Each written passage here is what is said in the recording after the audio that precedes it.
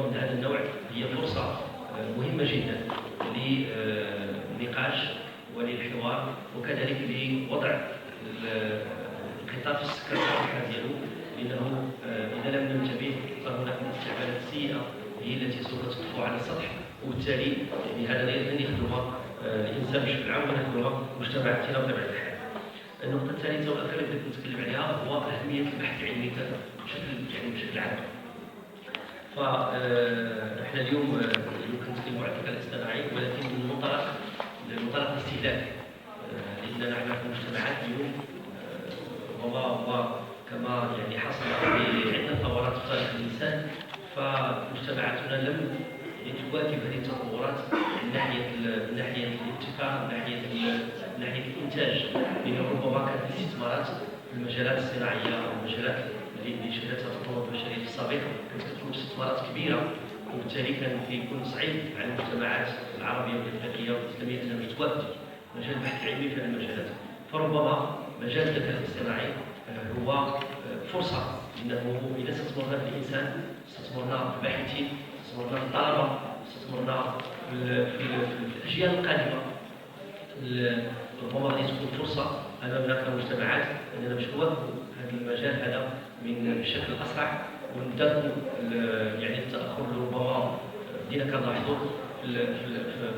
هذا المجال في مجتمعاتنا، ما نبقاوش مستهلكين فقط ولكن نصبح منتجين في هذا العالم في هذا المجال. Oui, c'est bien ici au Maroc qu'il y a le plus de chair. C'est la même chose d'ailleurs avec les villes apprenantes, les villes créatives et avec beaucoup d'autres réseaux de l'UNESCO, ce qui montre tout le dynamisme du Maroc. Je vais vous épargner les titres officiels, mais peut-être à titre d'intérêt pour ceux que cela concerne, sachez que les chaires UNESCO au Maroc couvrent tous les domaines de compétences de notre organisation. Je mentionnerai par exemple une chaire sur l'apprentissage tout au long de la vie à Fès, sur les droits de la femme à Kénitra, en passant par la gestion des ressources hydriques à Ifrane, ou bien encore, très important évidemment, l'humanisme numérique à Rabat, ou le paysage urbain historique également à Rabat. Encore une fois, ce n'est que pour vous intéresser un petit peu à ce réseau. En tout cas, les chaires UNESCO constituent un maillage, je dirais, global au potentiel important pour la contribution scientifique au programme de l'UNESCO et l'apprentissage entre pairs. C'est aussi, je dois le dire, un réseau un petit peu fragile s'il n'est pas soutenu par une dynamique nationale, régionale et globale, s'il n'est pas aussi sous-tendu par des travaux reconnus en phase avec les questions qui agitent notre monde, et s'il n'est pas mené par des leaders charismatiques et nourris par des ressources pérennes. C'est pour ça, encore une fois, que je félicite toutes les initiatives de la Commission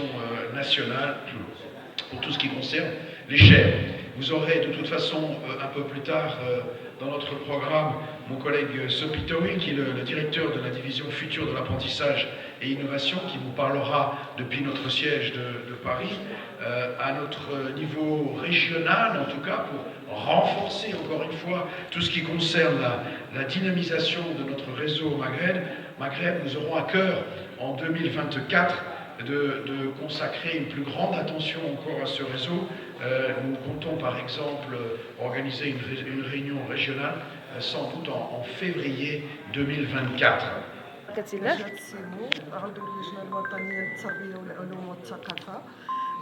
كينعقد منتدى الكراسي العلمية في المغرب اليوم تحت شعار أخلاقيات الذكاء الاصطناعي، وهي من التوصيات الأساسية لليونسكو في 2021، وانخرط المغرب بشكل جدي في هذا الورش، بحيث ستتمخض على هذا المنتدى توصيات مهمة مهمة جدا تخدم أولا التقدم الذي يمكن أن تعرفه بلادنا فيما يخص الذكاء الاصطناعي، حتى لا تكون يعني دولة مستهلكة بل دولة منتجة ومساهمة بشكل جدي في هذا الورش. والمغرب كذلك أثبت على أنه قادر على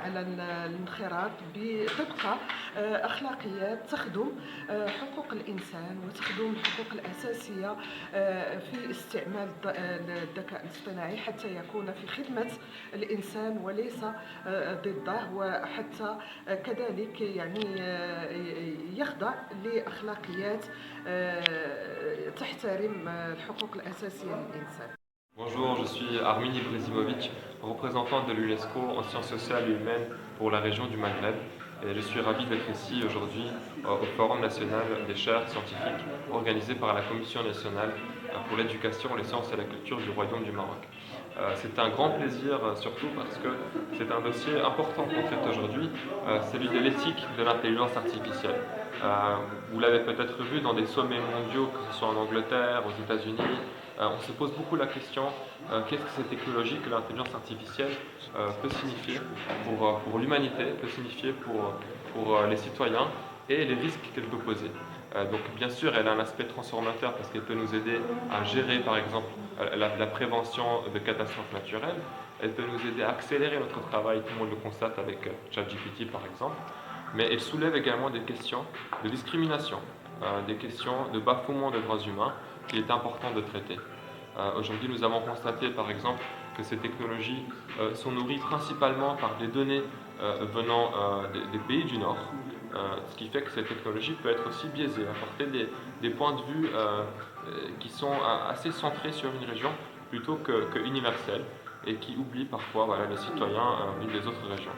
C'est pourquoi nous avons le plaisir de constater que le Maroc est un des pays pionniers justement pour mener un travail de réflexion sur l'éthique de l'IA. En effet, suite à la recommandation mondiale adoptée par l'UNESCO en novembre 2021, le Maroc en mars 2022 s'est déjà positionné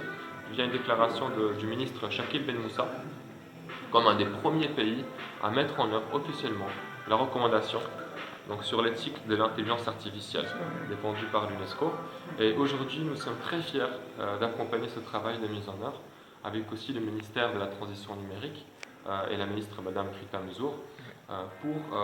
fédérer tous les acteurs nationaux, que ce soit le secteur privé, que ce soit le secteur académique, toutes les institutions nationales, pour réfléchir à une vision unifiée autour de l'intelligence artificielle. Et aujourd'hui, cette réunion est très importante parce qu'elle comprend également un aspect des chaires scientifiques, donc un aspect vraiment académique, pour avoir des regards croisés de tous les domaines de la science, de l'éducation, de la culture, sur cette thématique très importante. Donc je vous félicite pour les travaux qui vont suivre, et l'UNESCO en tout cas continuera d'appuyer très fortement le Maroc et les pays du Maghreb